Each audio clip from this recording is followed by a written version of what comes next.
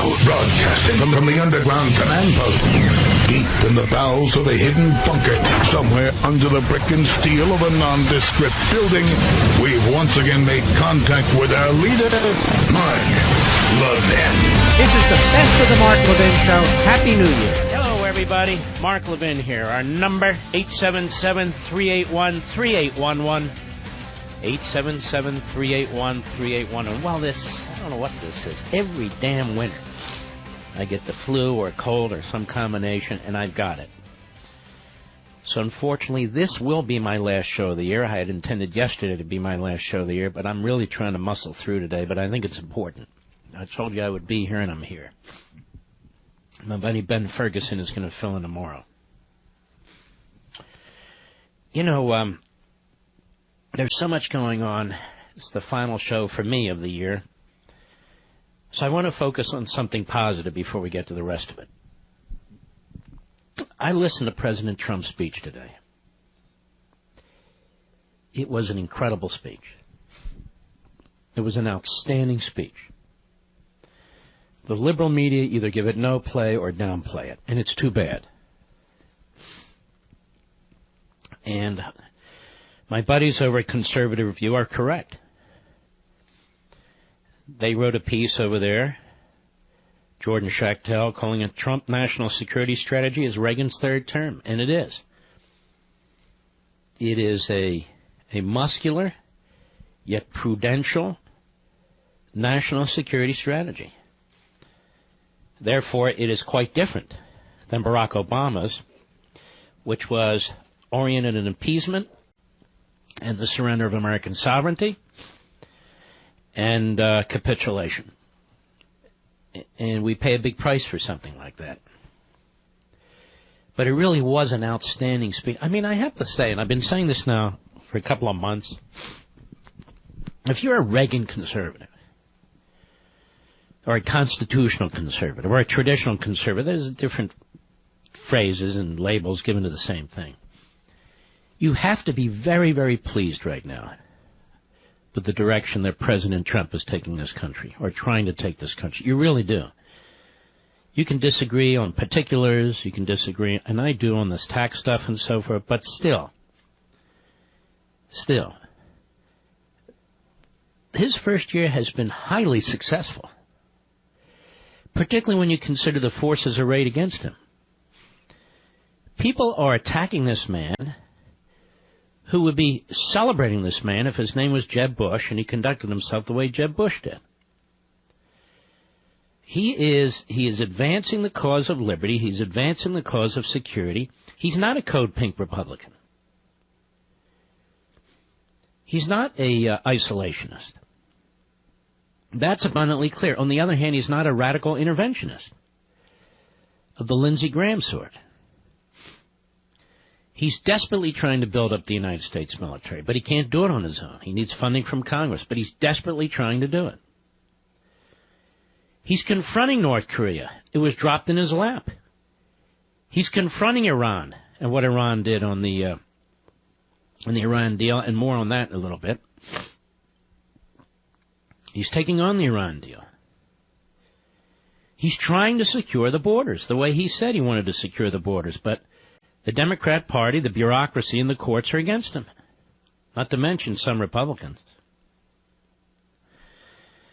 And I think so many Americans are just pleased that he's not Barack Obama or a leftist, that they're out there shopping. Consumer spending is up. Unemployment is way down. Do you know our friends at CNS News have reported in the reporting now that black unemployment is the lowest in 17 years? Black unemployment under Donald Trump is far lower than it was under Barack Obama. Have you heard this on CNN? No, because CNN is not a news outlet. Have you heard this on MSNBC? No, because the IQ collectively is -7. The networks don't tell you about it. Black organizations don't tell you about it. The unemployment rate among blacks today is the lowest in 17 years. That's the truth. And so I look at this president, the substance of what he's doing, and I'm thankful that he was elected over Hillary Clinton. He even did something that all his all the prior presidents said they would do in the 70-year history of the modern state of Israel, and that is recognize Jerusalem as Israel's capital and move the embassy. And in order to move the embassy, you first have to recognize Jerusalem as the capital. Well, Donald Trump has done that. And even some of his ardent supporters didn't believe he would do that. I was very skeptical, and he did it. And he did it. And still, you've got neoconservatives out there, among others, who are unappreciative or are appreciative only in passing. I just think there's so many people in the media, whether it's the big lib media that they call the mainstream media inaccurately, pseudo-conservative media, of which there's too much, or whatever it is, who are personally vested in Trump failing because they wrote so many columns or made so many speeches or attended so many panel events or think tank events or were on Fox, whatever, so thoroughly and completely against him, even up to the point of the general election. They wanted him to lose. They said they did. They voted for the third-party guy who was some staffer on Capitol Hill. That for their own careers, their own egos, and their own mindset, they cannot give Trump a break, and they're not gonna. That's why they need to be dismissed. They need to be dismissed. I call them as I see them, as you know. Since this is the last show of the year, I'm just, summing things up. As I was for Cruz, strongly for Cruz throughout the Republican primaries. Not the early ones, I was still assessing, but jumped in early enough. And then come September, I endorsed Trump.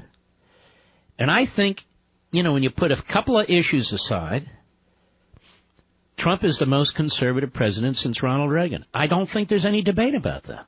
I really don't. And if they'd send him a repeal Obamacare bill, he'd sign it in 2 seconds, which they won't do. If they would have sent him a tax bill that cuts tax rates across the board, he would have signed that too. But they're not sending him that. He's changing the face of the judiciary. Oh, I shouldn't say face because of the racists out there. Oh, what do you mean by that? He's changing the makeup of the judiciary. Obama tried to pull it to the radical left, and Trump is trying to pull it to constitutionalism. Again, these are big things, very big things. And I feel like Trump is becoming more conservative the more he's in office. I really do. I think he's seeing more and more things through the lens of liberty and limited government because he's having to deal with this entrenched bureaucracy. There's even a big piece in Bloomberg which acknowledges this. In Bloomberg, of all places, Washington bureaucrats are quietly working to undermine Trump's agenda by Christopher Flavel and Benjamin Bain. December 18th, today, Bloomberg. If I have time, I'll get into that later, too. We know that's true. We have a permanent government. It's called the administrative state. And that was the whole goal of the progressives over 100 years ago. Elections are important from their perspective, but the purpose of an election is to keep building the permanent part of the government and to put as many judges as you can in to protect them from future elections. That's all written about in Rediscovering Americanism. But let's go back to Trump. He spoke today about his comprehensive national security strategy speech. And he also needed to do this because he's pushing for significant increases in defense spending, which are crucial. And his proposal is very similar to Reagan's in 87 and 88. And as CR points out, he borrows from the strategies implemented by President Reagan in his campaign to defeat the Soviet Union. And I did the same thing in my goal and my arguments to defeat what China's up to. An entire pillar of the Trump strategy is dedicated to preserving peace through strength, a phrase that Reagan used. This realist approach to foreign affairs recognizes that a dedication to ensuring American hegemony preserves stability and reduces the chance for conflict. Similar to Reagan, President Trump recognizes that ideological warfare is an essential component of the grand strategy. The Trump national security strategy promises to deny violent ideologies the space to take root, I'm quoting, includes combating the evil ideology of jihadists by exposing their falsehoods, promoting counter-narratives, and amplifying credible voices.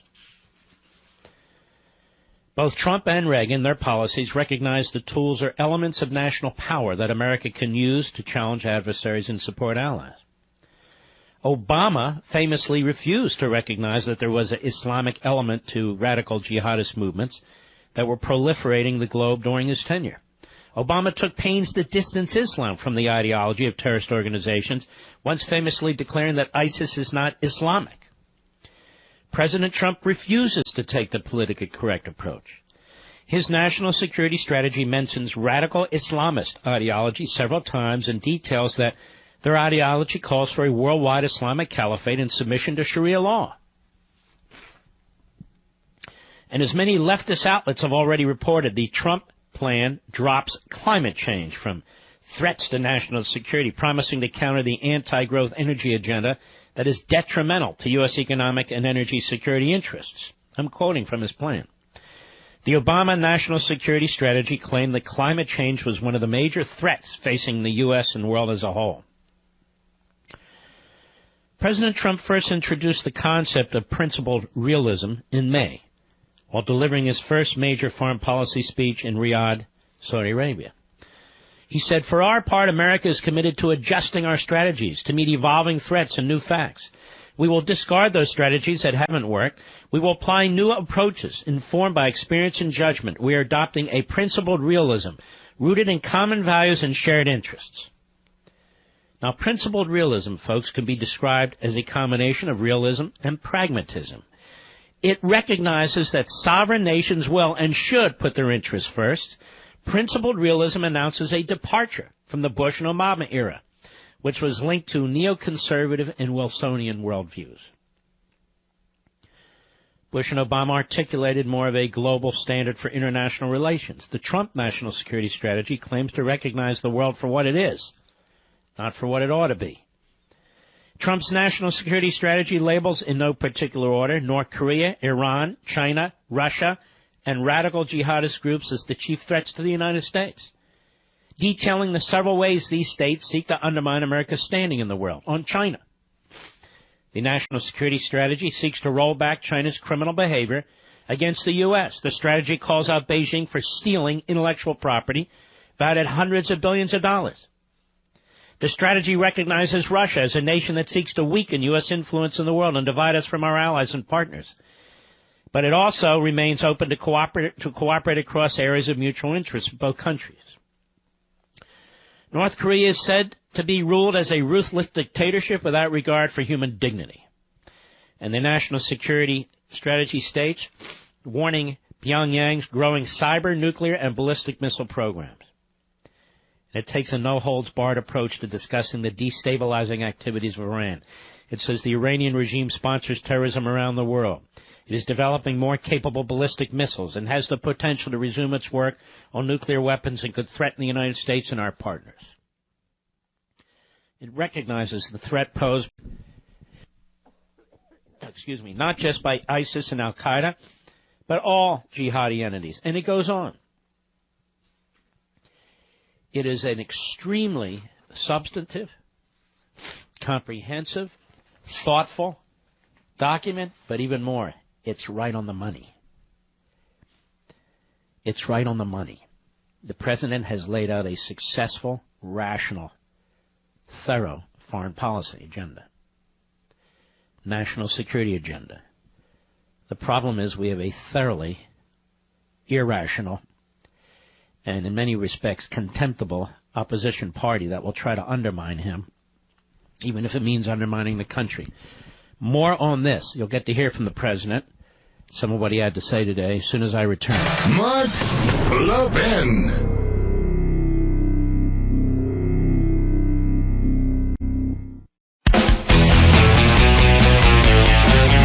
This is Mark Levin wishing you a Happy New Year.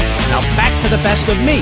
We're up to the bottom of the hour. I only have a few minutes in this segment. We're going to get to some of what the president had to say, because I think what he said was profound and really has put the nation back on the right path in dealing with national security. We've kind of moved off that path in the past with various doctrines, various ideological approaches, and the last president a complete and utter disaster as he tries to grow his own legacy and popularity in foreign lands, thereby growing them here among the kook left, but undermined our military and undermined our allies every step of the way. That's what he did.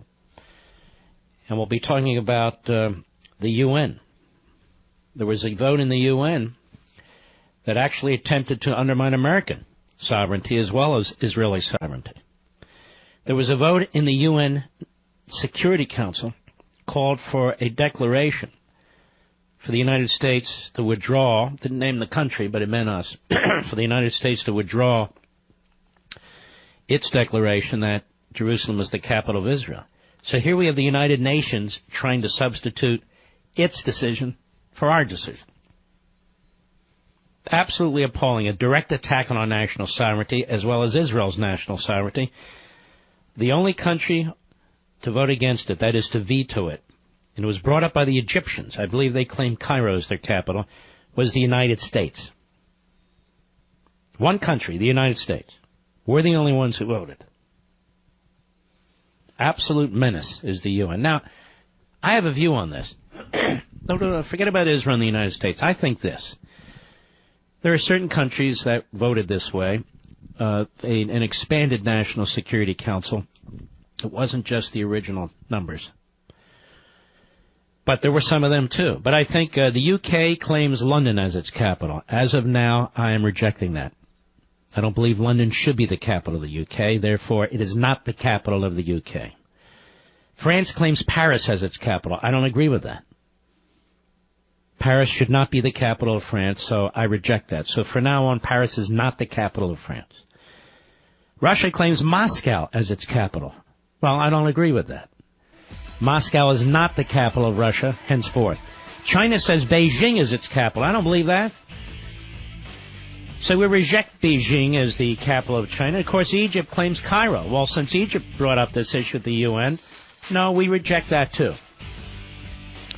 See, ladies and gentlemen, Jerusalem, to the Jews, has been in existence more than any of these other capitals. So I reject all these capitals from now on. You're listening to the best of the Mark Levin Show. Happy New Year. The cost of freedom is high, but this phone call is not. Call Mark Levin toll-free at 877-381-3811. I want to play you a few clips of the president today. His speech was very inspiring. And he gave it, not coincidentally, at the Reagan building, Washington today. The media try to make this man a bumbling buffoon. Certain Republicans like Corker and Flake do the same thing. Donald Trump is doing more in the areas like this for the cause of conservatism, liberty, and constitutionalism than all of them combined. What has Corker done for that? What has Flake done for that? And, of course, CNN, MSNBC, and the rest are absolute disasters. Doesn't mean I won't criticize when I feel I should, as I did Reagan, even when I was in the administration. But that's beside the point. It's beside the point. Cut one, go. But to seize the opportunities of the future, we must first understand the failures of the past. For many years, our citizens watched as Washington politicians presided over one disappointment after another. To many of our leaders, so many, who forgot whose voices they were to respect and whose interests they were supposed to defend. Our leaders in Washington negotiated disastrous trade deals that brought massive profits to many foreign nations, but sent thousands of American factories and millions of American jobs to those other countries. Our leaders engaged in nation building abroad while they failed to build up and replenish our nation at home. They undercut and shortchanged our men and women in uniform with inadequate resources, unstable funding, and unclear missions. They failed to insist that our often very wealthy allies pay their fair share for defense, putting a massive and unfair burden on the U.S. taxpayer and our great U.S. military. Cut 2, go. They neglected a nuclear menace in North Korea, made a disastrous, weak, and incomprehensibly bad deal with Iran, and allowed terrorists such as ISIS to gain control of vast parts of territory all across the Middle East. Now let's stop right there. We just seem to shrug it off or take it for granted, or many of our friends and neighbors do, of what's been accomplished here by Trump and his generals, by our magnificent military men and women. We've effectively destroyed ISIS. No, I know there are remnants of it, and they'll be in other parts of the world, but I'm talking about the so-called ISIS caliphate. It doesn't exist anymore. It was done in 9 to 10 months. Now, not only was Barack Obama and not only was Joe Biden, were they incompetents, but they allowed the most horrific kind of genocide to take place in the last many years since Cambodia. It was horrific. It was unbelievable what was taking place. This is the sort of thing that Obama's policies brought. They're not compassionate and humane policies. Appeasement never is. Obama had no guts. He had no courage. He had no foresight. He had no vision. He rejects history and its lessons because he's a pure, radical progressive. He's an ideologue. Go ahead. They put American energy under lock and key. They imposed punishing regulations and crippling taxes. They surrendered our sovereignty to foreign bureaucrats in faraway and distant capitals. And over the profound objections of the American people, our politicians left our borders wide open. Millions of immigrants entered illegally. Millions more were admitted into our country without the proper vetting needed to protect our security and our economy. Leaders in Washington imposed on the country an immigration policy that Americans never voted for, never asked for, and never approved. A policy where the wrong people are allowed into our country and the right people are rejected. American citizens, as usual, have been left to bear the cost and to pick up the tab. On top of everything else, our leaders drifted from American principles. They lost sight of America's destiny, and they lost their belief in American greatness. I just think those comments in particular were outstanding. Absolutely outstanding. Cut 3, go. In Afghanistan, our troops are no longer undermined by artificial timelines, and we no longer tell our enemies of our plans. We are beginning to see results on the battlefield, and we have made clear to Pakistan that while we desire continued partnership, we must see decisive action against terrorist groups operating on their territory. And we make massive payments every year to Pakistan. They have to help.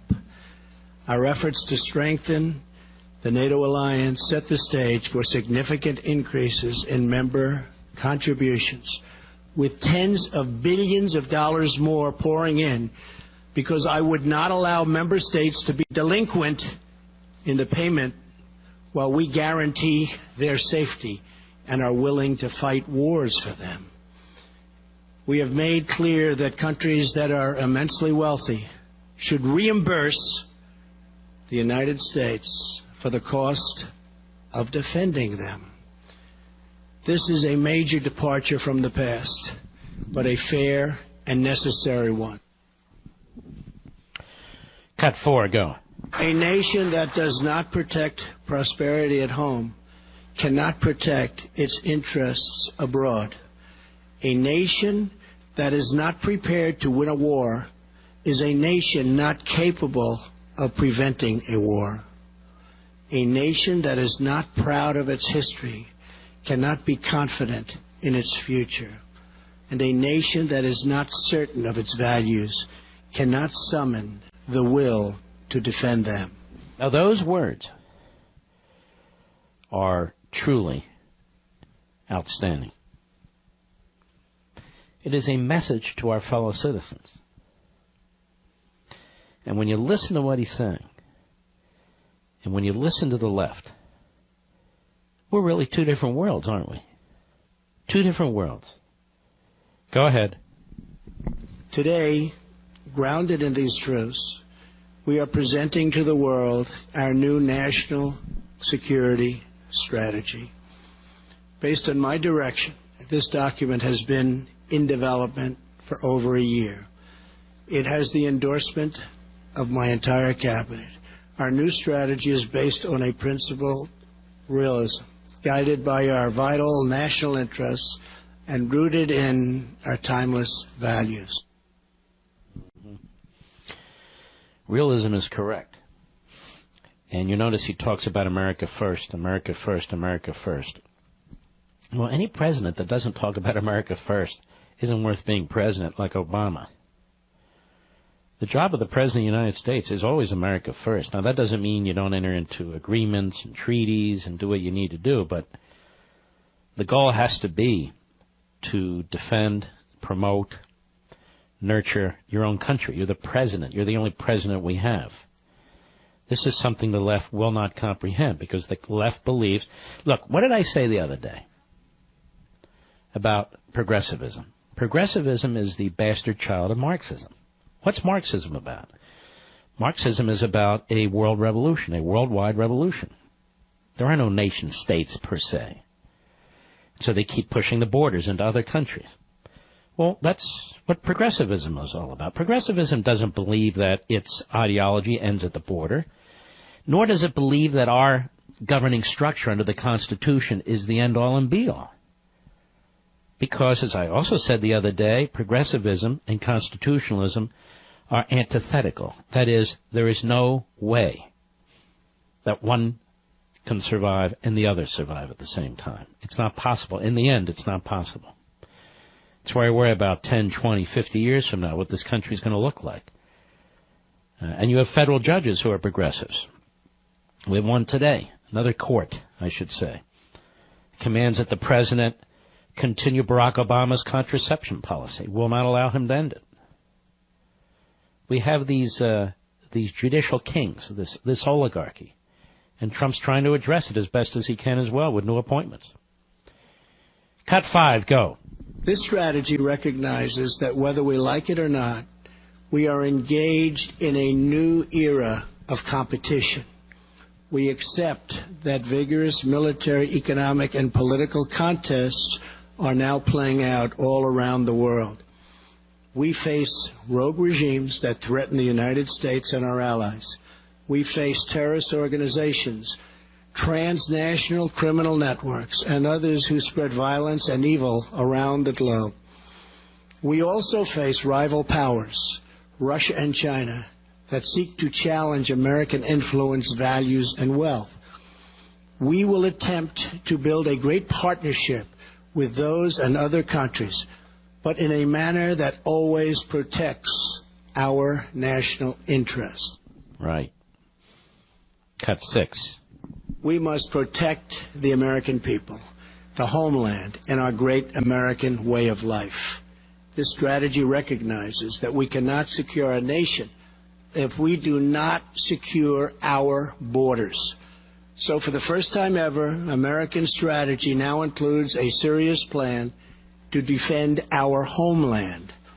It calls for the construction of a wall on our southern border, ending chain migration and the horrible visa and lottery programs, closing loopholes that undermine enforcement, and strongly supporting our Border Patrol agents, ICE officers, and Homeland Security personnel.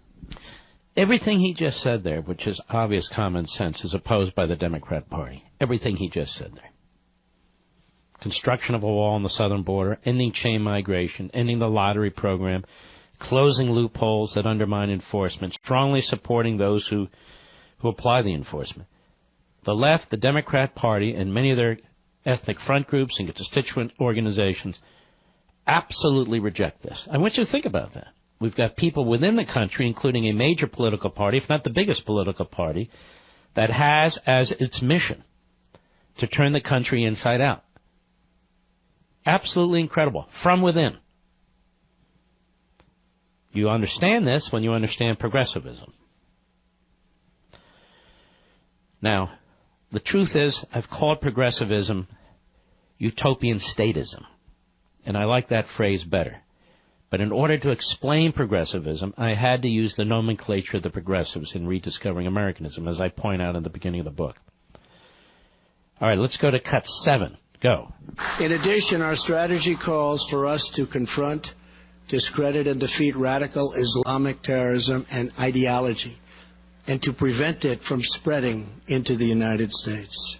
And we will develop new ways to counter those who use new domains such as cyber and social media to attack our nation or threaten our society. The second pillar of our strategy is to promote American prosperity. For the first time, American strategy recognizes that economic security is national security.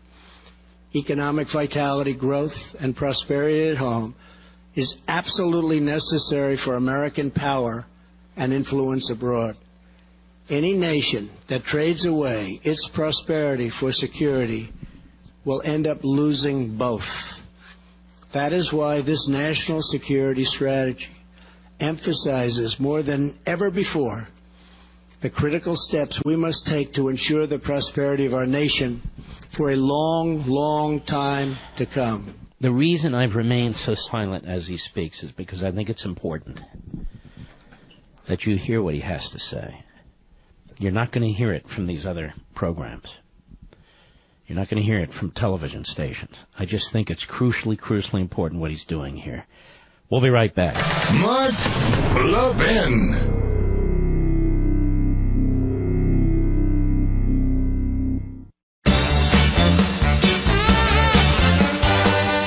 This is the best of the Mark Levin Show. Happy New Year. Last show of the year.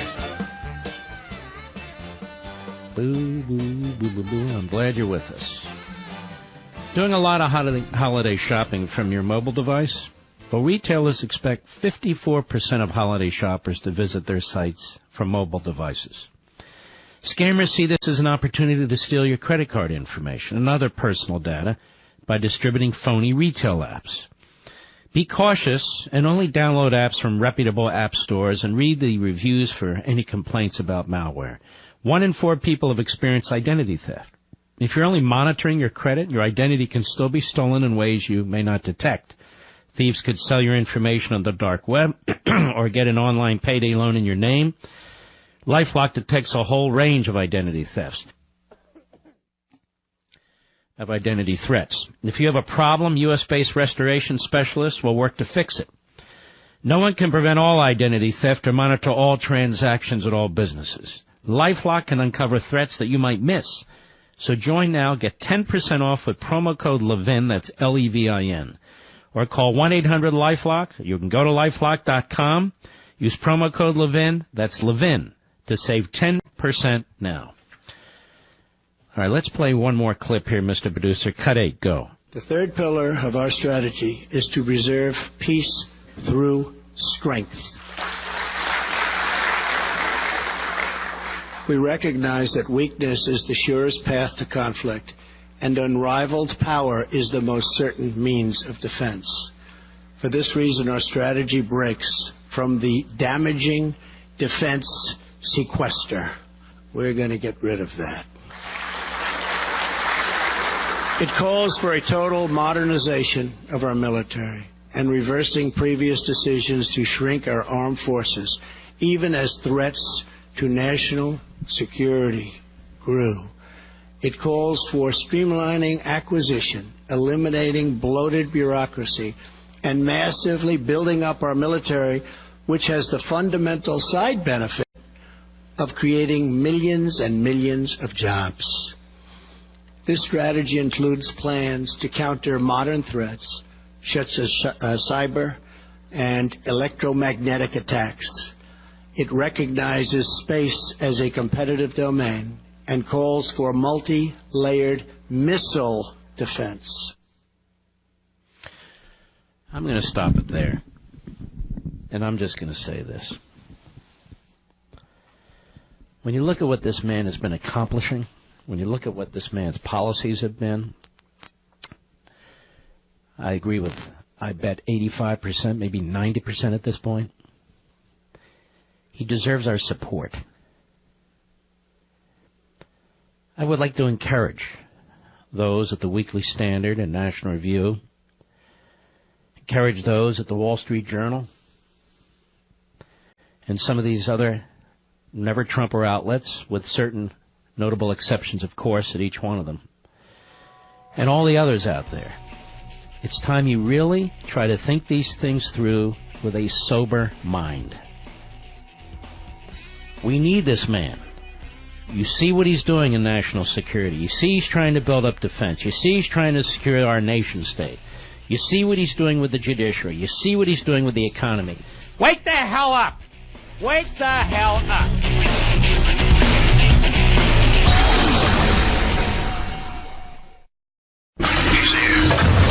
He's here. Now, broadcasting from the underground command post, deep in the bowels of a hidden bunker, somewhere under the brick and steel of a nondescript building, we've once again made contact with our leader, Mark Levin. This is Mark Levin wishing you a happy new year. Now back to the best of me. Hello, everybody. Mark Levin here. Our number, 877-381-3811,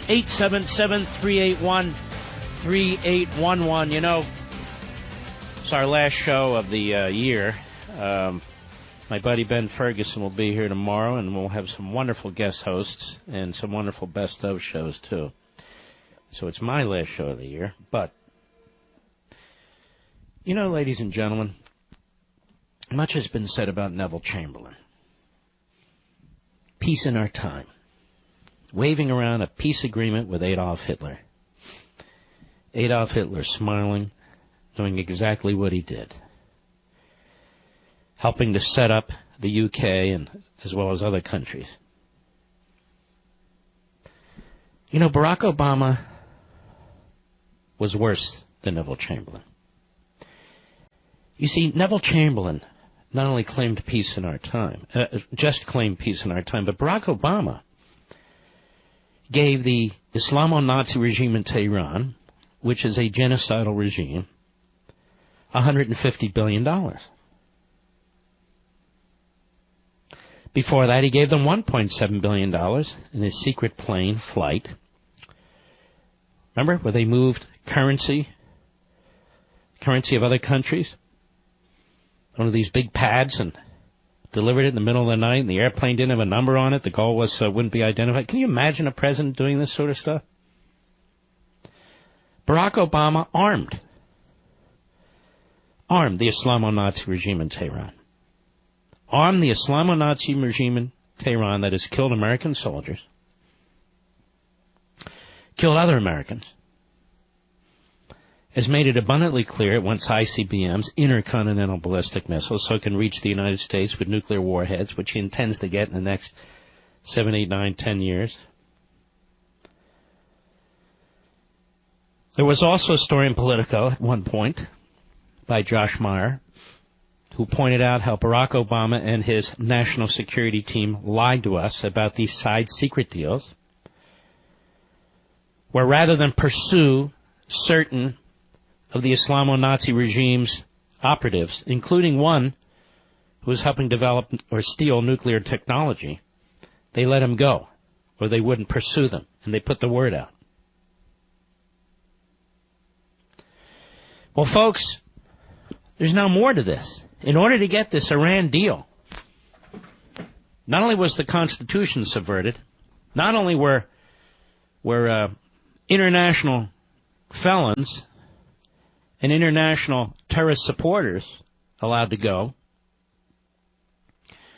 Now it turns out that the Obama administration, quote, how Hezbollah turned to trafficking cocaine and laundering money through used cars to finance its expansion. And the title of the story is The Secret Backstory of How Obama Let Hezbollah Off the Hook.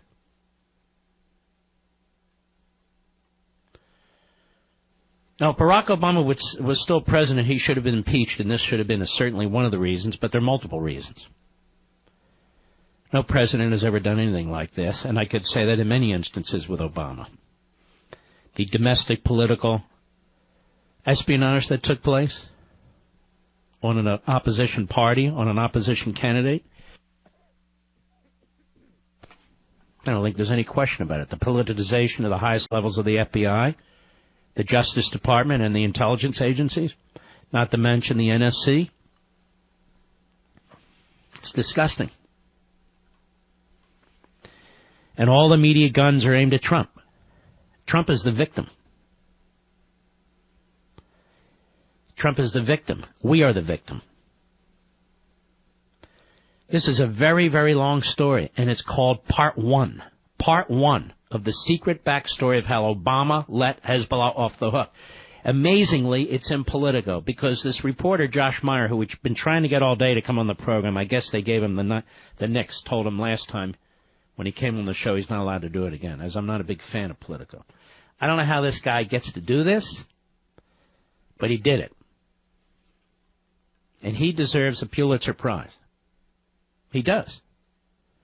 Whether he comes on my show or not, whether he's banned from my show or not.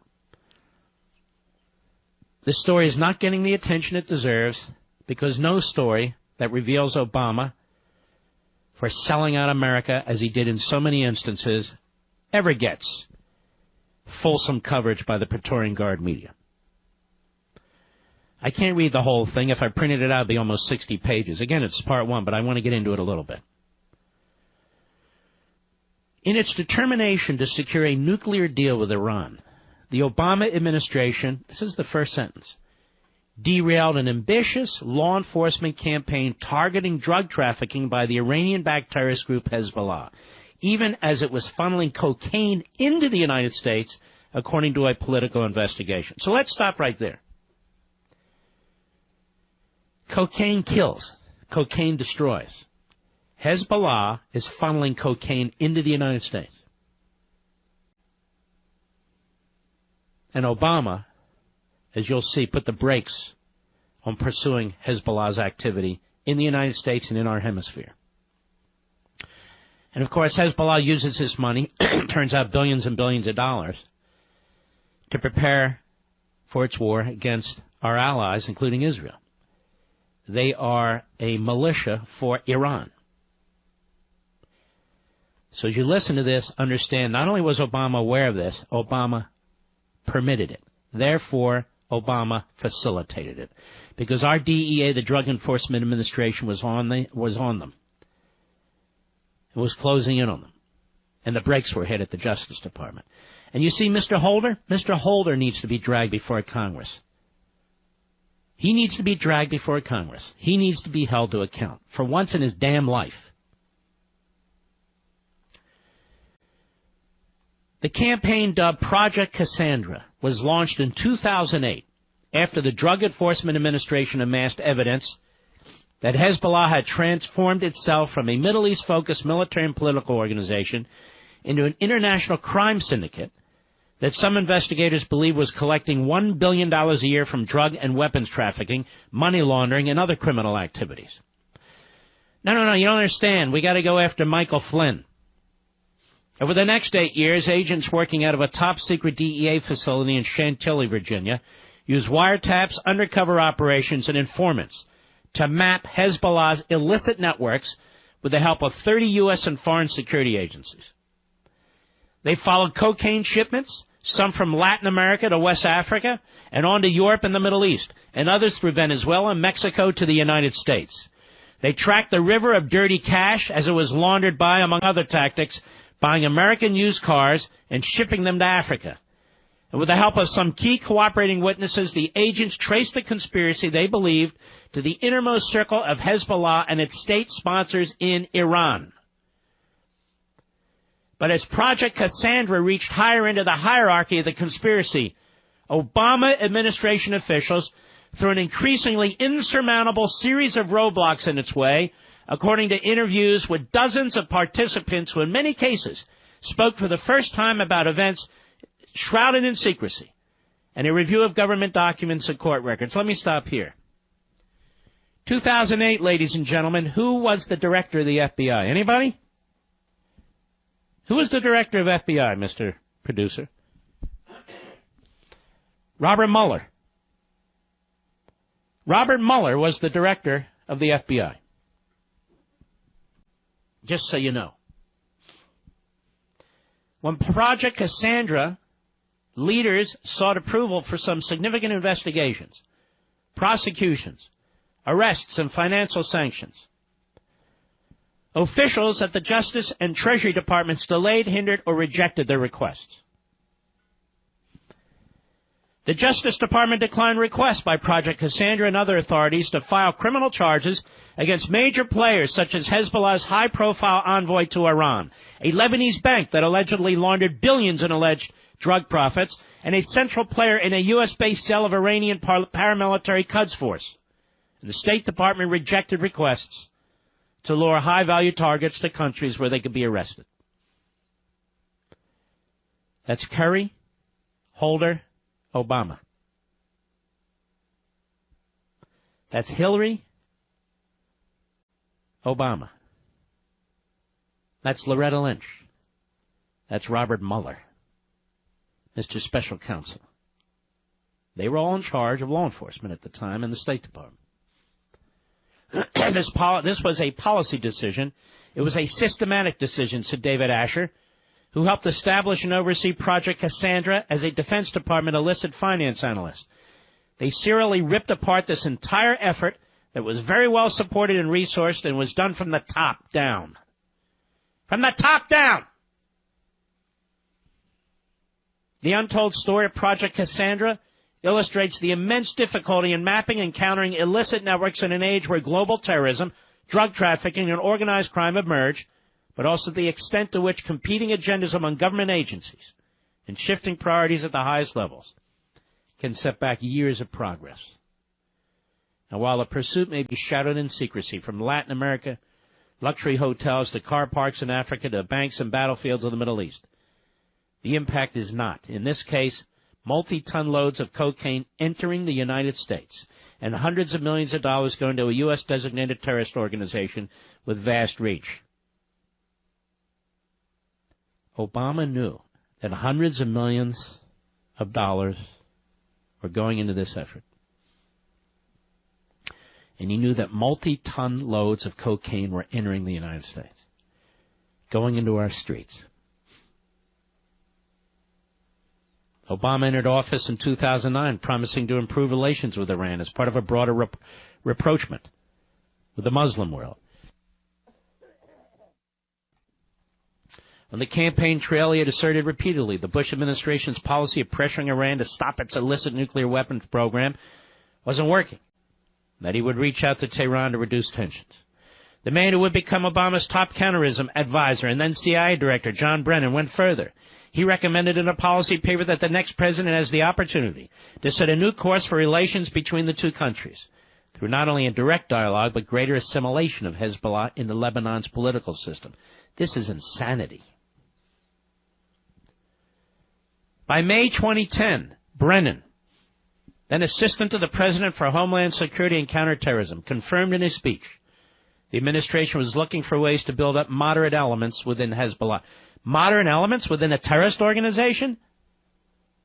Hezbollah is a very interesting organization, Brennan told a Washington conference, saying it evolved from purely a terrorist organization to a militia and ultimately a political party with representatives in the Lebanese parliament and cabinet, according to a Reuters report.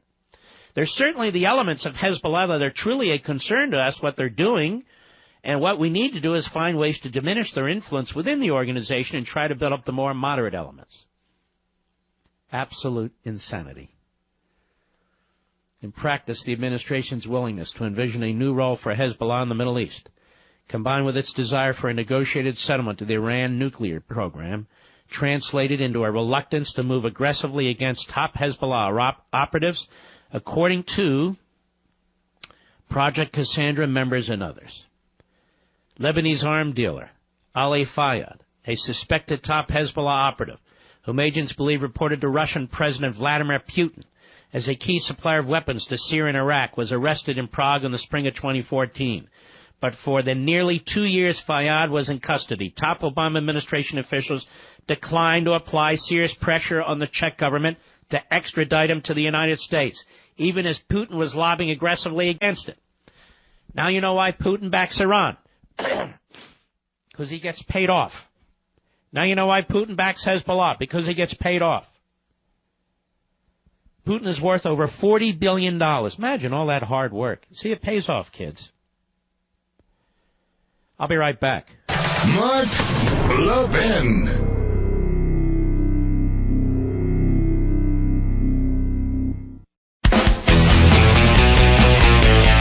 You're listening to the best of the Mark Levin Show. Happy New Year. Uranium One, Fusion GPS, the FBI obstruction of justice and cover-up on behalf of Hillary Clinton, the FBI attempts to overthrow the Trump administration and the president. Mr. Mueller, who closed his eyes to Uranium One. Mr. Mueller, who closed his eyes to this. Mr. Holder, who's being paid egregiously high fees to stir up contempt and attacks on efforts to fix the voting system. Mr. Obama, who is making an absolute fortune traveling the world with his billionaire buddies. Domestic surveillance that took place. And now this. The deal with Iran violated our Constitution, the treaty clause, with the help of Bob Corker, among others. $150 billion released to Iran, not just for its nuclear program, but for its conventional weapons program and terrorism and to support Hezbollah, Hamas, and other terrorist organizations. Incredible. And they call Trump reckless? How in the hell has Trump been reckless in any regard with respect to his policies? Let's go on with this remarkable story from Politico. So we have this Lebanese arms dealer, Ali Fayyad, and he's suspected top Hezbollah operative, whom agents believe reported to Russian President Vladimir Putin, a key supporter of what he was doing in Syria.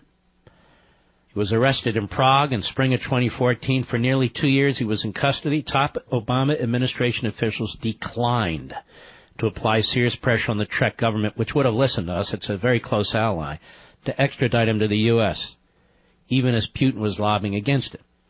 Fayyad, who had been indicted in American courts on charges of planning the murders of U.S. government officials because he was backing this terrorist revolutionary group FARC in Colombia that had targeted U.S. officials and Colombian officials, and he was providing them with arms and other forms of support.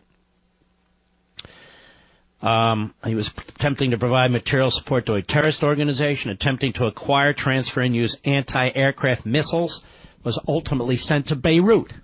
He's now believed by U.S. officials to be back in business and helping to arm militants in Syria and elsewhere with Russian heavy weapons. Project Cassandra members say administration officials, that is Obama administration officials, also blocked or undermined their efforts to go after other top Hezbollah operatives, including one nicknamed the Ghost, allowing them to remain active despite being under sealed U.S. indictment for years. People familiar with his case say the Ghost has been one of the world's biggest cocaine traffickers, including to the United States, as well as a major supplier of conventional and chemical weapons for use by Syrian President Bashar Assad against his own people. And when Project Cassandra agents and other investigators sought repeatedly to investigate and prosecute Abdallah Safadine, Hezbollah's longtime envoy to Iran, whom they considered the linchpin of Hezbollah's criminal network, the Justice Department refused, according to 4 former officials with direct knowledge of the cases. That would be Holder, The administration also rejected repeated efforts by Project Cassandra members to charge Hezbollah's military wing as an ongoing criminal enterprise under a federal mafia-style racketeering statute, task force members said. And they alleged the administration officials declined to designate Hezbollah a significant transnational criminal organization and blocked other strategic initiatives that would have given the task force additional legal tools, money, and manpower to fight Hezbollah. This is incredible. You want to talk about a congressional hearing? I'll be right back.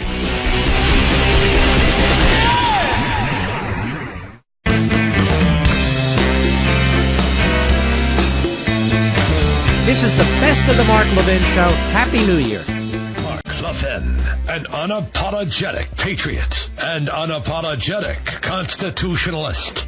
You can reach him at 877-381-3811. This is my final live show of the year. I was going to do a show tomorrow, but I'm just unable to.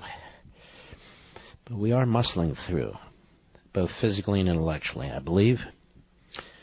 You know, this is the last week for Chamonix's Christmas and holiday sale, and the countdown continues.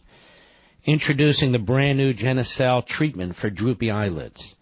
Here's Mary from Fort Collins, Colorado. I don't believe everything I hear, she said, but I tried this eye lift on my right eye. The next day at work, everybody said my right eye looked better. I couldn't believe it. Yes, all the saggy lines on your eyelids disappear. Best of all, this breakthrough eyelid treatment is yours free with your order of Genucel for bags and puffiness. Plus, you'll also get Genucel immediate effects for 12-hour results. Go to Genucel.com, that's Genucel.com, or call 800-SKIN-604, that's 800-SKIN-604. You know, it gets better. Order in the next 20 minutes, and you'll get 2 more classics, Esotique RF Collagen Builder and Deep Firming Serum free. Call in the next 10 minutes, you'll get the Lason's Neck Treatment and Express Shipping free with guaranteed Christmas delivery, but you got to call in the next 10 minutes for that. Order now to get these 6 free gifts. 800-SKIN-604. Hurry, because supplies are unlimited, they're going fast, and Christmas is also here. Almost here. Call 800-SKIN-604, 800-SKIN-604, or go to Genucel.com. Yep, the clock is ticking. You're running out of time. I don't mean you personally. I mean you're running out of time to get that deal, which is a great deal. All right, let me get back to... Can I get back? I'm doing my best here, Mr. Producer. Let's see. What did I do? Hold on, everybody. I got to find the article again. This is way too important to just blow off. Rich, if you can shoot it to me. All right, he's sending it. Told you, I'm doing my best. That's the way it is. Oh, I got it. Here we go. Let's see. Please bear with me, folks. Well, here's the important part of this article. Isn't it amazing with all these media outlets that it took one outlet to piece all this together? Because the others don't care. The others don't care. Got it. Here we go. Project Cassandra members say administration officials also blocked this guy, the Ghost. They were repeatedly blocked by the Justice Department. 4 former officials with direct knowledge say the administration also rejected repeated efforts by Project Cassandra members to charge Hezbollah's military wing with RICO. But the former officials denied that they derailed any actions against Hezbollah or its Iranian allies for political reasons. This is Obama administration officials. There's been a consistent pattern of actions taken against Hezbollah, but through tough sanctions and law enforcement actions before and after the Iran deal, said Kevin Lewis, an Obama spokesidiot who worked at both the White House and Justice Department in the administration. Lewis, speaking for the Obama administration, provided a list of 8 arrests and prosecutions as proof. He made special note of a February 2016 operation in which European authorities arrested an undisclosed number of alleged members of a special Hezbollah business affairs unit that the DA says oversees its drug trafficking and other criminal money-making enterprises. But Project Cassandra officials noted that the European arrests occurred after the negotiations with Iran were over, and said the task force initiated the multinational partnerships on its own, after years of seeing their cases shot down by the Justice and State Departments and other U.S. agencies. The Justice Department, they pointed out, never filed corresponding U.S. criminal charges against the suspects arrested in Europe, including one prominent Lebanese businessman formally designated by the Treasury Department for using his, quote, direct ties to the Hezbollah commercial and terrorist elements to launder bulk shipments of his illicit cash for the organization throughout Asia, Europe, and the Middle East. A former senior national security official of the Obama administration who played a role in the Iran nuclear negotiations suggested Project Cassandra members were merely speculating. This is a very, very long and significant article. I barely touched the surface. So the Obama officials are trying to cover their tracks, smearing, pointing to successes in Europe. But the fact of the matter, ladies and gentlemen, there was obstruction and there was a cover-up. And I think it is fair to characterize this as the Obama administration facilitating the illicit funding of Hezbollah. The Obama administration facilitated the illicit funding of Hezbollah. Gets worse. With the pouring of cocaine into the United States by Hezbollah. Cocaine hit our streets in part because the Obama administration wouldn't take out the Hezbollah network. This is I look at this, and I look at the Uranium One deal, and I look at the fusion GPS stuff, and I look at the domestic political surveillance stuff. And then I look at the media, where there are basically a handful of outlets that are serious about reporting this stuff. And the vast majority of the media which either ignore it or downplay it. And I look at the never-Trumpers, who are so out of sorts about this election, who are just as upset as the left that Trump got elected. They have all lost their moorings. They have all lost their moorings. What the Obama administration did under cover of darkness is worse than any administration in modern American history. There used to be the Church Committee, and they did these hearings on the CIA and the illicit activity that was involved, and they basically eviscerated the CIA. They used to talk about J. Edgar Hoover and what J. Edgar Hoover did and how he threatened people. I'm telling you, this is all of that combined and worse. What's going on at the senior levels at the FBI, what's going on with Mr. Mueller. Mr. Mueller was the director of the FBI when this was taking place. The director of the FBI. Mr. Holder was the head of the DOJ for most of his time. Why? It's because the article printed is almost 60 pages and nobody's going to read it? This is stunning stuff. Absolutely appalling. Disgusting. That's what I'm saying. This guy was no Neville Chamberlain, Obama. That gives Neville Chamberlain a bad name. And on this domestic spying stuff, they were spying on the Prime Minister of Israel. They were spying on the ambassador from Israel to the United States. They were spying on American Jewish organizations. They were spying on members of Congress. And nobody gives a damn. Except me. Nobody cares. However you want to describe it. They were spying on the Trump transition team. They were spying on individuals in the Trump campaign, if not on Trump directly. No big deal, right? Because Trump tweets and you don't like his tweets. The FBI used, I would argue, until they prove otherwise, because all they have to say is no, but they won't say no. Used a 35-page hit job, smear job, character assassination job, drawn up in part, if not primarily, by Russian operatives, paid for through a laundering scheme by the Hillary Clinton campaign and the Democrat National Committee. And they're investigating Trump for collusion, for God's sakes. Tell me, has there been a single elected Democrat today who's come up spoken out on cable TV, satellite TV, network TV, sonograms.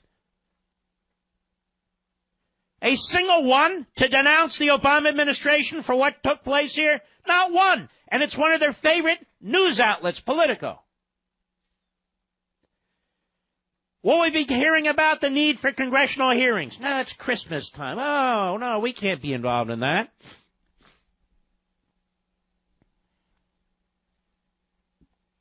What's been done to this country? What's been done to this country by Obama, the Democrat Party, and the media? We're learning more and more about it. The un-Americanism. You know what? It's worse than that. The anti-Americanism. The anti-patriotism. The ideologically driven agenda of these power-hungry narcissists. Whether they're dressed up as journalists, dressed up as politicians, dressed up as the head of the FBI, dressed up as the head of the NSC, however they're dressed up, the fact of the matter is, they have and are doing enormous damage to this country.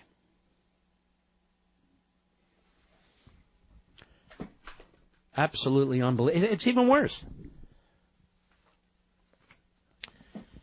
We read over the weekend that the lawyer for the Trump transition team is upset because apparently Mueller went through the back door to GSA directly to get emails from the transition team. Now, some so-called legal geniuses are all over radio and TV saying, what's the big deal? Those servers are owned by the GSA, and everybody knew that. No, that's not correct. It's a little bit more complicated than that. But what do you expect? And I was talking about this, and Andrew McCarthy wrote about this in an excellent piece in National Review that just came out. The striking thing about the latest Mueller investigative controversy, a kerfuffle over the special counsel's acquisition of voluminous files from Trump's transition organization, is how unnecessary it is. The word transition implies an incoming president's transition team is not yet in the government. The president-elect will soon be running. It is thus an ambiguous state, a private entity that is being briefed on government operations as it conducts preparations for governing, an entity, though, through which private persons, non-governmental officials, are communicating with public office holders and other private citizens in order to recruit potential administration officials, discuss policy, and understand the responsibilities the new administration will be taking on. There are obvious legal matters to be discussed, and hence the involvement of lawyers in discussions that are potentially privileged. There are strategic deliberations that go into public pronouncements and the formulation of policy. It's complicated. That is why if a prosecutor and investigator want to review presidential transition files, they should make the request directly to counsel for the presidential transition. That is the way to sort out any knotty legal issues with court intervention if necessary so that they do not become public controversies. But that is not the Mueller way. It is not the Mueller way, as we saw with the utterly unnecessary pre-dawn raid on the home of Paul Manafort, busting in with a search warrant and guns drawn at the very time Manafort was cooperating with congressional committees and when he was represented by well-respected lawyers through whom Mueller could have requested production of whatever materials he was seeking. It's because these are mobsters. They're thugs. Mueller's investigation is examining whether Trump campaign officials colluded in Russia's espionage operations to interfere in the election, and whether contacts between Trump associates and Russian operatives amounted to actionable corruption. That being the case, the relevance of at least some transition materials is obvious.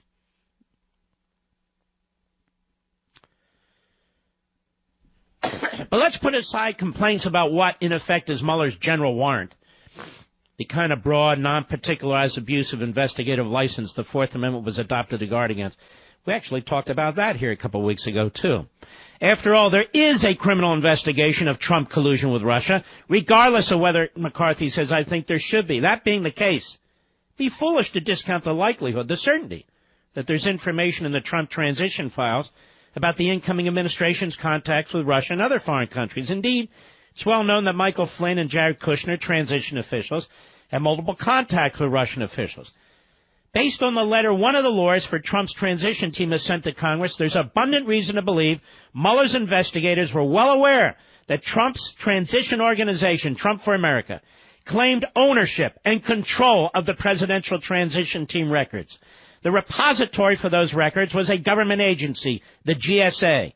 But GSA was basically a filing cabinet, not a transition operative, much less the decision maker about the disposition of the files.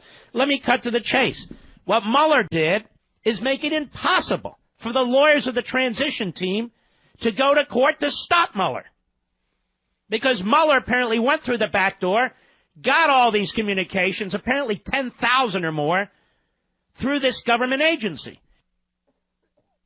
So the lawyers to the Trump transition team didn't even have an opportunity to go to federal court to stop them, or to challenge them, or to have it resolved. Pretty incredible, isn't it? I'll be right back. Mark Levin.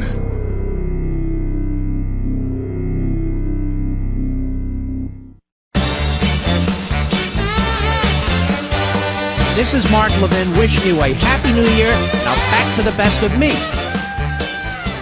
You know, if you've been thinking about your home security, there's no better time to get it than right now.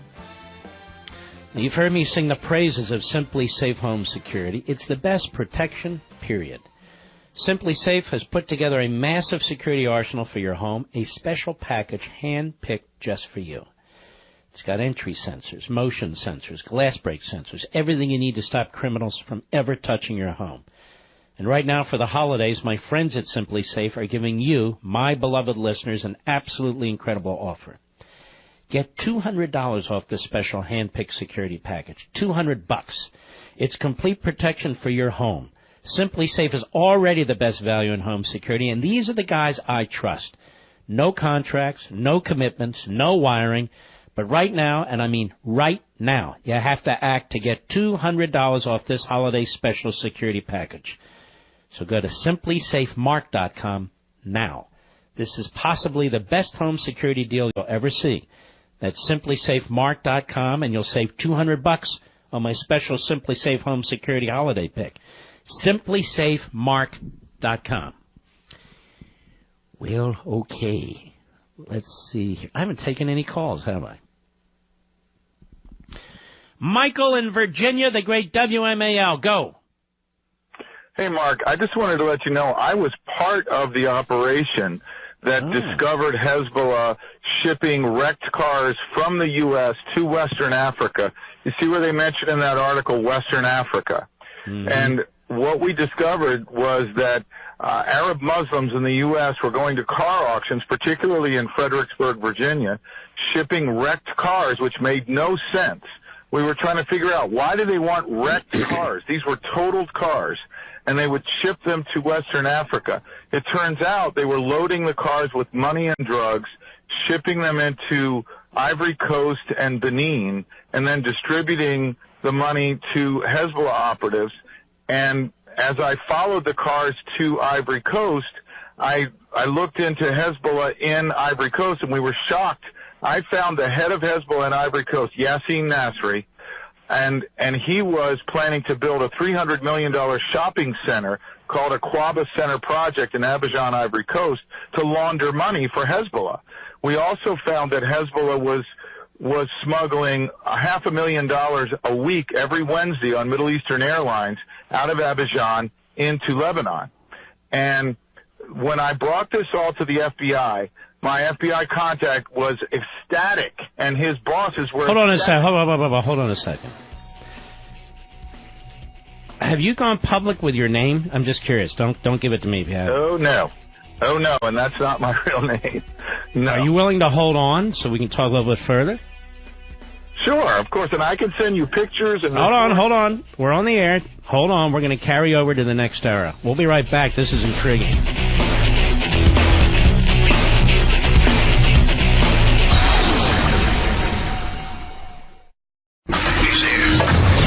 He's here.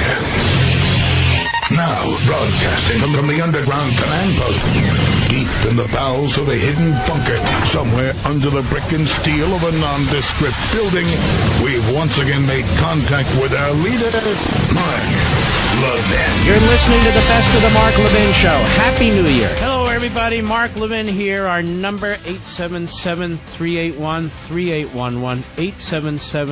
877-381-3811. This will be our last hour of my live programming this year. We have some wonderful guest hosts lined up. Bongino, Shapiro, Cunningham, Ferguson, and O'Connor, buddy Larry O'Connor. And we have some of our greatest, best shows as well. So we're going to keep you fully entertained. Over there at Levin TV, we've got some great stuff, too, while I'm out.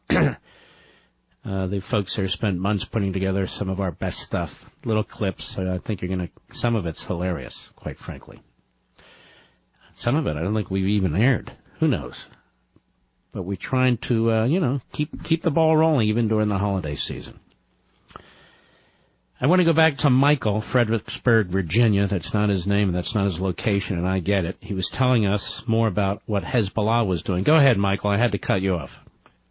Well, what we discovered was that Hezbollah had a massive car smuggling operation of wrecked cars from the United States to Western Africa and apparently other places, but I was only involved with Western Africa. And they would load the cars up with money and drugs and ship them to hubs like Abidjan, Ivory Coast, or Benin or Togo, and then the drugs and the money would go to whoever Hezbollah wanted to send it to. So I traveled to Ivory Coast on several occasions after we had looked at these car dealers here in the United States working out of the car auctions and fronts for selling used cars, but in fact it was an operation to ship the wrecked cars. And the FBI was wondering, why do they want wrecked cars? And it's because they were smuggling contraband in the cars in sea containers, which no one checked. And when I got to Ivory Coast, I discovered the head of Hezbollah in Ivory Coast, Yassin Nasri, was planning to build a huge $300 million shopping center so they could launder money. And I provided the FBI with pictures of his Hezbollah flags and pictures of him in his office with associates from Hezbollah, and they were just ecstatic. And we tracked cars. I actually found cars there that had come from here. They were jumping for joy. And then after a couple meetings with my FBI contact, he came back and said, "We're not allowed to do anything with this." I said, "What are you talking about? It's Hezbollah in Ivory Coast." So we can't do anything with it. We had even discovered that they were... So now, what year would this... Well, hold on. What year would this be? It was 2009, 2010. I'd have to go back and look at the reports. But it was around 2009, 2010. Mm-hmm. Go ahead. I'm sorry I interrupted you. No, it's fine. We also discovered they were operating out of the Golden Dome Mosque. We knew the exact mosque. We knew where they were living. We knew who was doing it. And we knew that they were smuggling $500,000 a week on Middle Eastern Airlines every Wednesday out of Ivory Coast to Lebanon. So a lot of information was crystal clear. And then I was shocked when my FBI contact came back and said, "We can't do anything with this." I said, "What are you talking about?" "Well, we can't do anything with it." I thought, oh my gosh, it was so bizarre. 2008, 2009, the head of the FBI was Robert Mueller, was he not? I don't know, actually. I'm embarrassed. Well, he was. I don't know. He was. He was the head of the FBI, I think, for like 12 years until Comey came in. So, yes, he was the head of the FBI, and he's now busy chasing, people who false statements, process crimes. Well, you wouldn't want to focus on Hezbollah because they're nice. Exactly. Yeah. Without identifying yourself, the story in Politico that I read just maybe 10, 12% of it. So you not only know it rings true, you know it is true. I know it is true. I personally was there and took great risk to get that information, only to have them say, "We can't use this." And you were told the highest levels of the Justice Department and the FBI? Not in those words, but yes. Well, what words? That what were you told? The people in leadership would not let them use it. And you had no idea why? I had no idea, because the FBI doesn't share information downstream. They only share it upstream. So they would barely tell me anything, and then I would go over with the instructions they said, and I also set up a front car dealership to mix with the Arab Muslims that were buying the cars and shipping them here, but they wouldn't tell me anything. I knew that they were. Let's stop right there. The Arab Muslims here. Mm-hmm. Were these people associated with Hezbollah, or they were supportive of Hezbollah, or you don't know? We didn't know at that point. Even the FBI wasn't sure who these Arab Muslims were connected with. And when I brought back pictures of the Hezbollah flag in this man's office, they were stunned. And pictures, we surveilled the Golden Dome Mosque and surveilled the apartments where these guys were living, lavish lifestyles with, satellite TV and all this in the middle of a nasty country that just has no money. And there was even a restaurant called it was Che Che. It was a Marxist restaurant that all these Lebanese operatives went to. Because you're talking about Marxism, there's the nexus there that's it. It's solid. It's a Marxist influence with these terrorists. But the information was crystal clear. Here's Hezbollah. They're going to set up a $300 million money laundering shopping center. It would have hundreds of stores, and they shut it down and said we can't do anything with it. And when Donald Trump tries to confront this Iran deal, and when Donald Trump is trying to reverse course, he's getting a lot of resistance from the Democrat Party, including people who had to know about this. Obama, Holder, Mueller. A lot of resistance from this, and I have to assume that the House and Senate Intelligence Committees were briefed on this too, wouldn't you? Yes. Not only that, but the old legal phrase, knew or should have known. Mueller knew or should have known that all this was going on. He had to know. All these people in intelligence knew or should have known that Hezbollah was smuggling this stuff once this report got upstream. So they had to have an affirmative, proactive reason to shut it down. There had to be a reason they didn't want. Let me tell you a little secret. Let me tell you a little secret. When I was chief of staff to the Attorney General of the United States, every week we would have a meeting around a table in his conference room, actually off the conference room, and it would be the FBI director, the DEA director, the deputy attorney general, the associate attorney general. I would be there. Some others, I can't remember everybody. This would be our law enforcement meeting. And everything and anything like this would have been, of course we did nothing like this, would have been discussed at that meeting. Mm-hmm. And the attorney general would have known about it. And if the Attorney General knew about it, the Attorney General got his orders clearly from the White House and probably from the State Department to put his brakes on this stuff and to put the foot on the brake in order to allow them to go forward with their so-called diplomacy. Right. And I think the only way you get to the bottom of this is to bring Holder in, to bring Mueller in, to bring Hillary and or Kerry in, put them all under oath at one at a time, and find out what took place here. And it helps that a leftist website like Politico has this massive article, and it's only called Part 1. So there's a Part 2 coming. Right. And you are verifying. We've kind of checked you out off the air. You're verifying a little piece of this. You're saying I can tell you how I had to deal with this, what took place, and you're saying yes, somebody all of a sudden put the brakes on. Yes. And it was an enormous intelligence item. An item is something you can act on. We knew the pilot was taking $500,000 a week, could have been shut down. We knew that they were shipping the cars, could have shut it down easily, but they didn't, and they pulled everything back. And what's further, Mark, is when I was in the northern parts of the country, the jungle. It's not really the jungle; it's like the country. Which country again are we talking about? What's that? Which country? You'd said West Africa. Ivory Are you allowed to Coast. say Ivory Coast? Oh, you pointed that out. Okay, got it. Yep. Right. And when we were up in the north of Ivory Coast, I could see that there were areas that were abandoned by the military where terrorist organizations could set up training camps. I told the FBI about this. They were very interested, wanted to pass it on to Defense Intelligence Agency. That was shut down too. And then we got Boko Haram exactly where I said they would set it up. Were you a fairly senior operative? No, I was a guy who was a contractor. I had done a couple of stings with the FBI because I did private intelligence. And I did a couple stings with the FBI, one on a Russian colonel, one on a guy trying to... All right, you're talking too much. As a lawyer, I'm just trying to help you out. Okay. Okay, yeah, I'm sorry. All right. But anyway, I'd done a few things with them.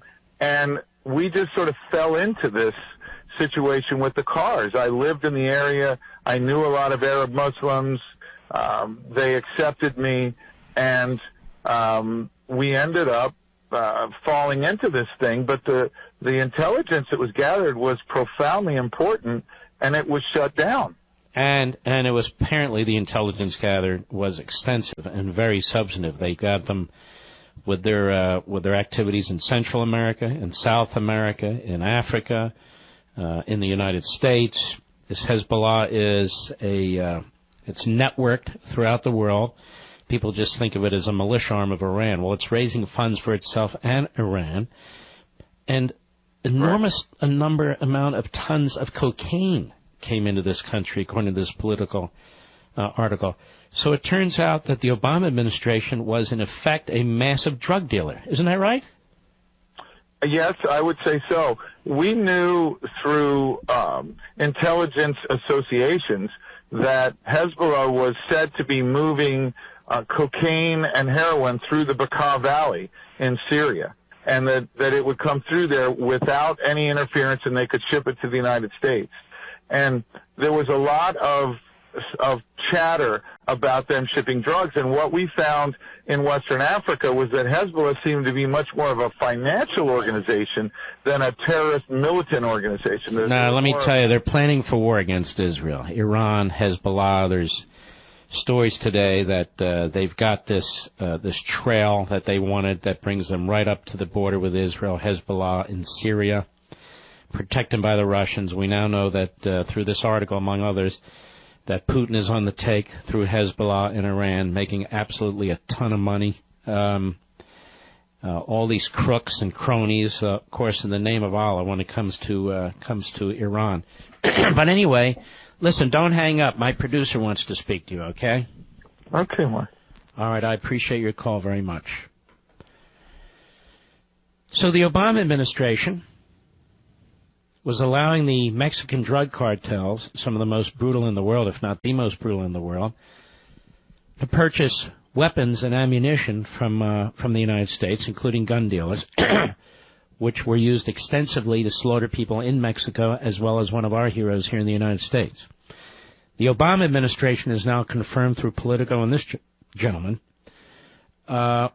also put the brakes on the investigations of Hezbollah and their drug running and other illegal financial activities intended to arm that terrorist militia organization because they said that they were pursuing peace.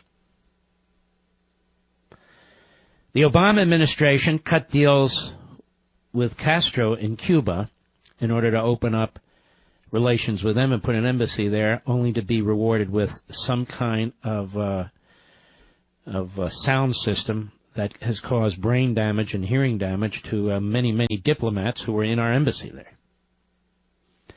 And, of course, the Cuban government survives by drug dealing. The Castros were one of the biggest drug dealers in the world. And the Democrat Party supports all these policy efforts. I'm not saying supports drug dealing, obviously. Supports all these Obama foreign policy efforts. Now, I wonder if somebody would corner Ben Cardin, the phony buffoon who is a Democrat senator from Maryland, or somebody would corner Chuck Schumer, the phony buffoon leader of the great empire state of New York, or any of these people, and press them on it.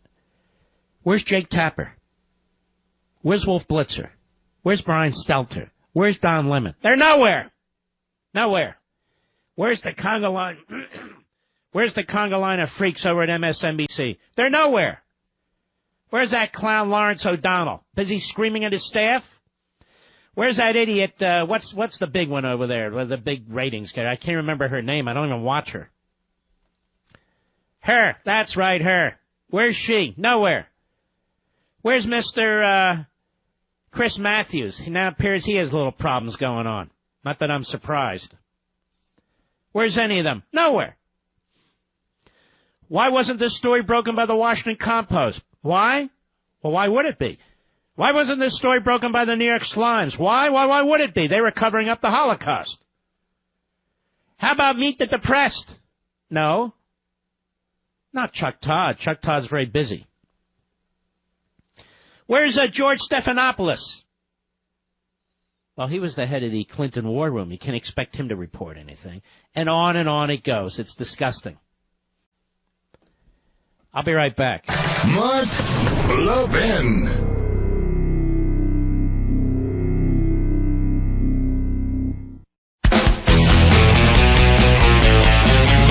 This is the best of the Mark Levin Show. Happy New Year. Colonel Clark, San Antonio, Texas. Wait a minute. Is this my buddy? This is, sir. Are you going to get in trouble, though? Are you going to get in trouble? No, sir. I'm not going to say anything about any disparaging remarks about any elected official. You do that well enough for me. Okay. But I wanted to tell you that we're happy, a lot of us are, I for one am, that we have a statesman, finally. And I know you've called for a statesman to be put in office for many years. And I think President Trump is showing signs of that, especially with his national security speech today. There's nothing wrong with loving country and being nationalistic, unlike some of these people who say, oh, they throw this into like he's a Nazi or anything like that. If they did their research, they would see that. Well, he has a funny way of showing it, doesn't he? I mean, he's doing all kind. I'll tell you, I said earlier in the show, I said it a couple of weeks ago. When you look at what he's been doing, and you don't have to agree with everything, he's certainly the most conservative president since Reagan so far. That's it. He's if the economy takes off, he'll be out there with Silent Cal and Ronald Reagan. And there's nothing wrong with that. And by the way, I'll be retiring in about 6 or 7 months, Mark. And then you're unleashed. And perhaps I will follow your advice that you gave me long ago when I was calling you from Afghanistan. What did I say? Oh, really? Man, you have my backing no matter what you run for. You know that, right? I know that. I mean, you have been always an inspiration, even during the dark times, just listening and, listen, I'm going to go, but Colonel, have a wonderful, wonderful Christmas. And keep in touch. Keep in touch. We'll be right back.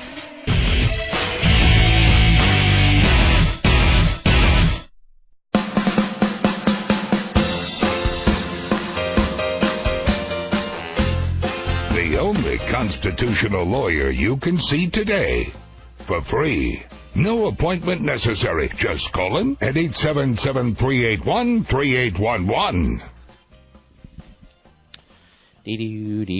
I love my car. I love our 2010 Camaro. It's the original of the new Camaro series. It's beautiful. But it's reached that age where things are starting to go wrong, so I don't worry about those problems anymore. Not since I got extended vehicle service protection from CarShield. Getting covered by CarShield is such a great idea. It's affordable protection that can save you thousands for a covered repair. A new fuel pump costs over $500. Replacing a water pump, that's over $1,000. And if you need repairs to a control arm or a torque converter, and most of us don't even know what that is, right? Now we're talking thousands of dollars to fix. Now they even have plans that cover your car's computer, GPS, electronics, and more. CarShield is the ultimate in extended coverage, and they get your favorite mechanic or dealership paid directly. So in other words, you don't have to pay, and then you have to send them the invoice, and then you have to wait 3 weeks and so forth. They'll handle it directly. So sign up today, get 24/7 roadside assistance, and a rental car while yours is in the shop. Save yourself from high repair bills. Get covered by CarShield, like we did, before something goes wrong. Call 800-CAR-6100, mention code Levin, or visit carshield.com, use code Levin. Again, 800-CAR-6100, or carshield.com, code Levin in either case so you can save 10%. That's carshield.com or 800-CAR-6100, code Levin, Levin. A deductible may apply. It's also a great gift idea. And while you're thinking of gift ideas, can I just mention something? A book is very cheap. I think on Amazon, I think my Rediscovering Americanism and hardback, it's soon going to be paperback. So if you want to get a hardback, you kind of need to grab it. It's 40% off. So it's 16 or 17 bucks. And you can get it if you order quickly in time for Christmas. And it is a good book.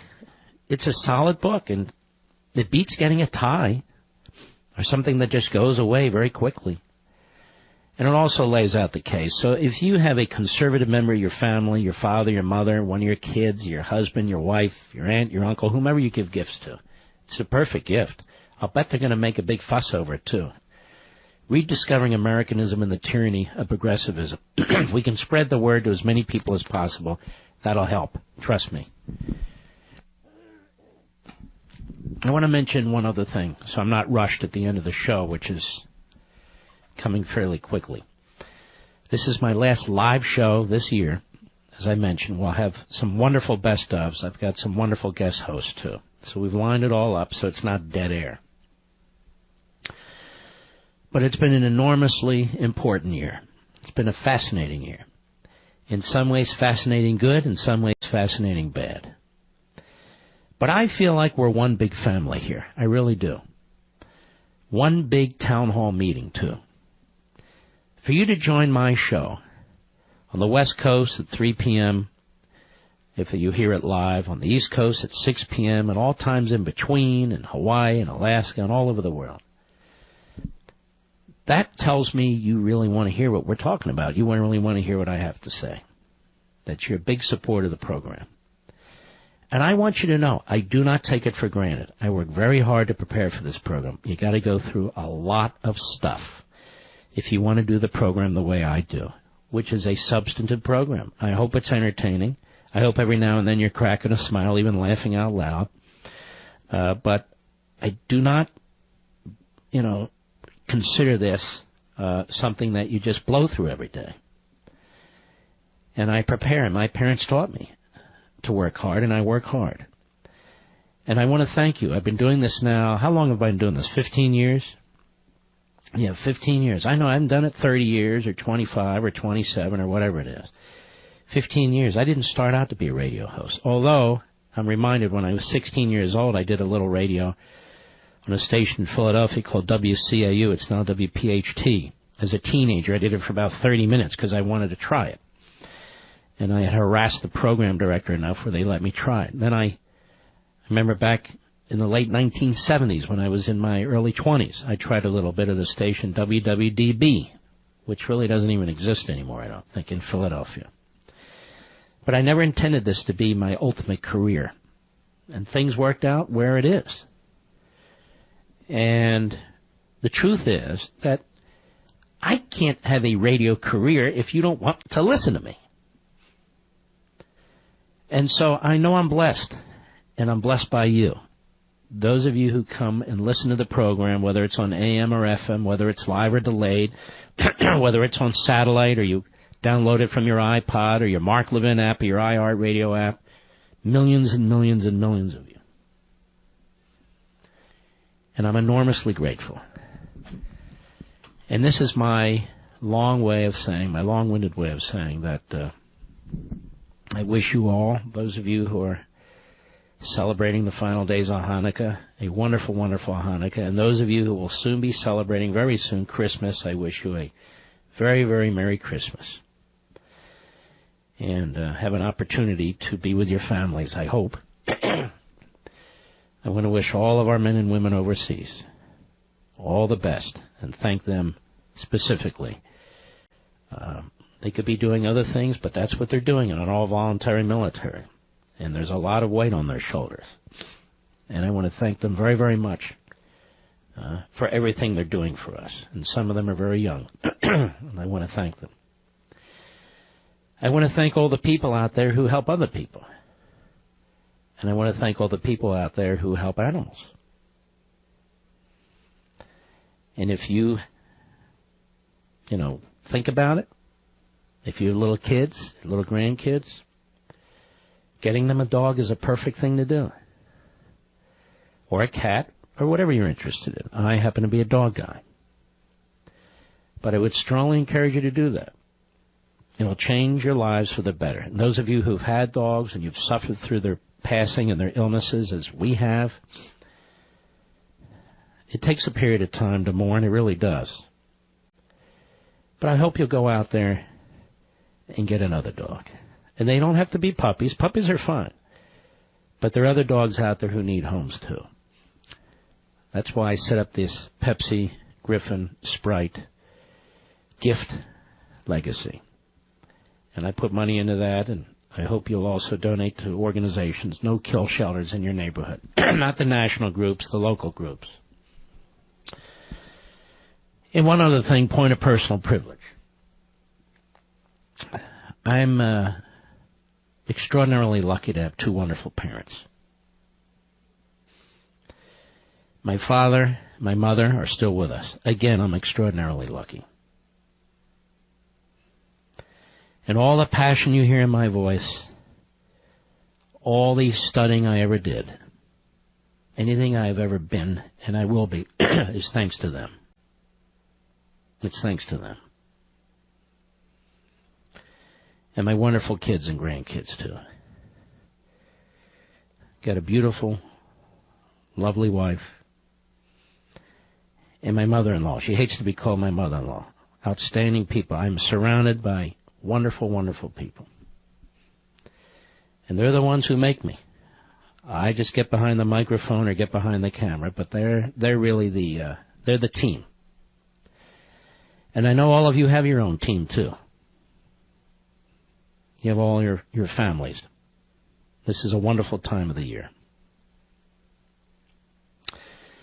I think we're also blessed with the outcome of the election, quite frankly. I really do.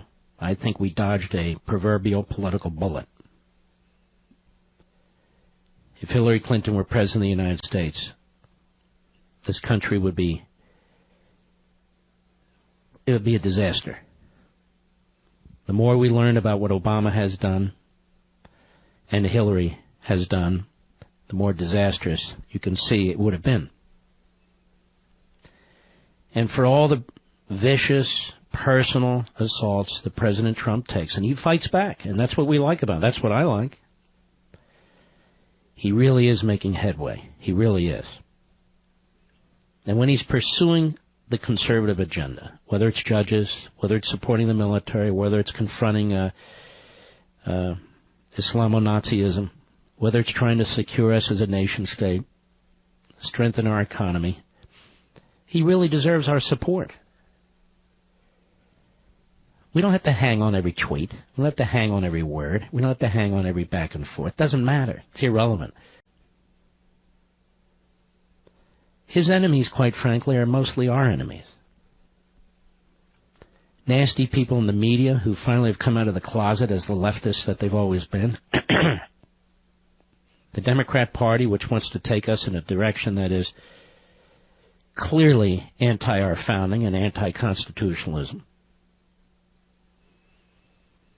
And a president in Obama and a party that really did enormous damage to our military, to law enforcement. We, the American people, we hold these institutions high.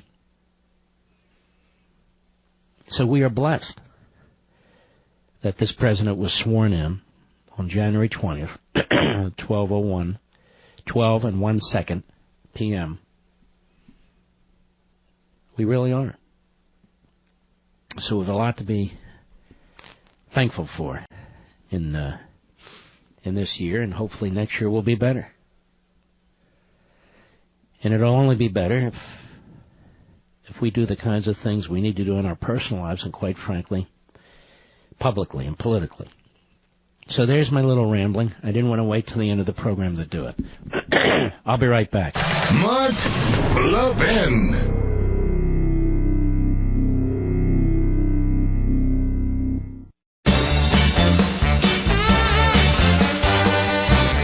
This is Mark Levin wishing you a Happy New Year. Now back to the best of me. You know, I'm sitting here thinking, I have the most decent older brother.